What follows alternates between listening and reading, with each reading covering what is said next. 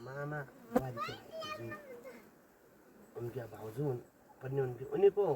मायाजू पो भतिजा हुनुहुन्छ आज मैले आउँदा खबर नथामेर सब धेरै पकायो गाईको को भैँसाको नखाने एक दिन पनि लायो भने लाइन दुध भैँसा नाना खाँच्छ खाएको छन् गाईको दुध यसरी बाँच्छ नि त उनीहरू त अब के खाने त रक्सी नखाने भए दही खानु खाएपछि हुन्छ र गाउँबाट भइदिएर अहिले बिहे पनि खानु छोड्नुपर्छ काम गर्ने मान्छे छोड्नै नहुने जति छोरा मान्छे म त्यस्तै छोरी झन् परिवार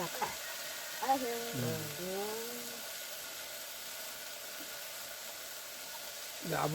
अब यता भेट हुँदैन टाढा छ एकपल्ट बहिनी असाउँदामा बहिनी हाल्ने जुन बहिनी भइहाल्यो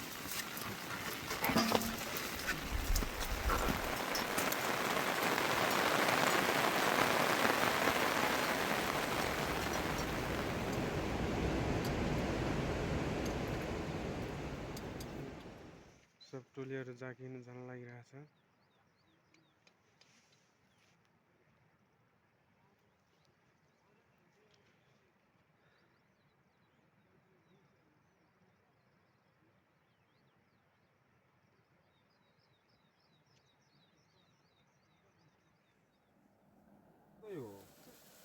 15-16 लाखको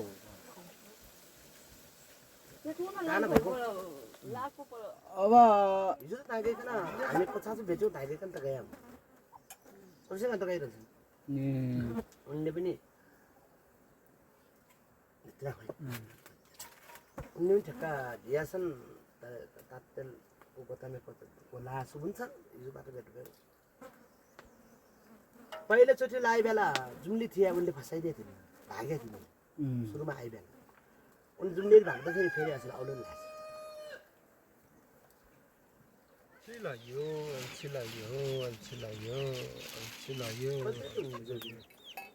जोइ तपाईँको काठमाडौँतिरै थिइन् अब अचेल कता छन् थाहा भएन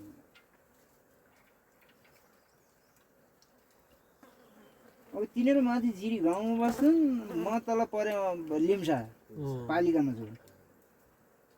अब त्यति प्रायः जस्तो भेट हुँदैन पालिकातिर गएपछि भेट हुन्थ्यो नम्बर पनि छ कुराकानी त भइरहन्छ अनलाइनमा पनि साथी हुनुहुन्छ उहाँ कुरा त किन हुँदैन अनि प्रायः जस्तो यस्तै प्रत्यक्ष भेट भएर बस्ने अलि समय म पनि घरतिर भइदिया भए त वहीँ नजिकै छ तपाईँ त्यही 15 मिनट जति लाग्छ यति टाढा पनि छैन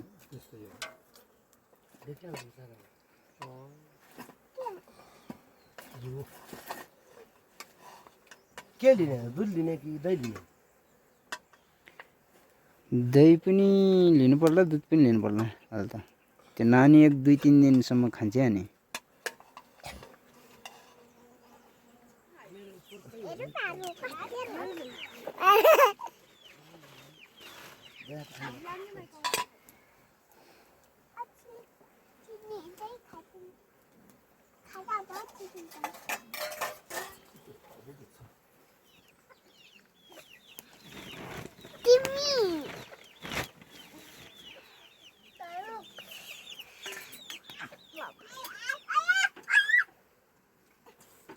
अरे बाबा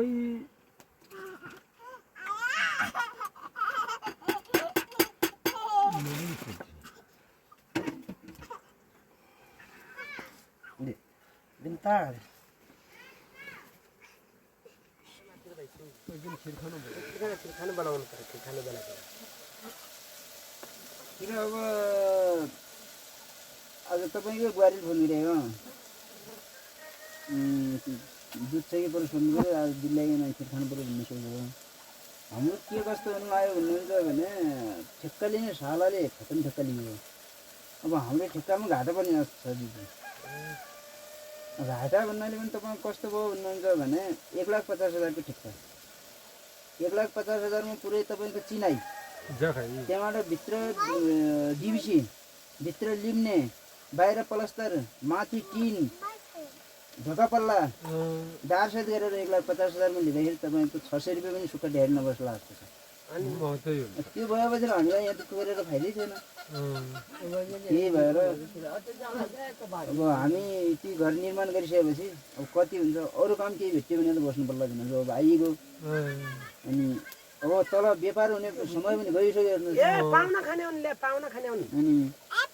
दाल नहाली ल्या त्यही हातै ल्या न त्यही हातै ल्या ल्या हुनु त पाहुना खाने उन ठेक्का पनि कस्तो त्यही भएर त धेरै जस्तो मान्छे भाग्यो पाहुना खाने उन भन्ने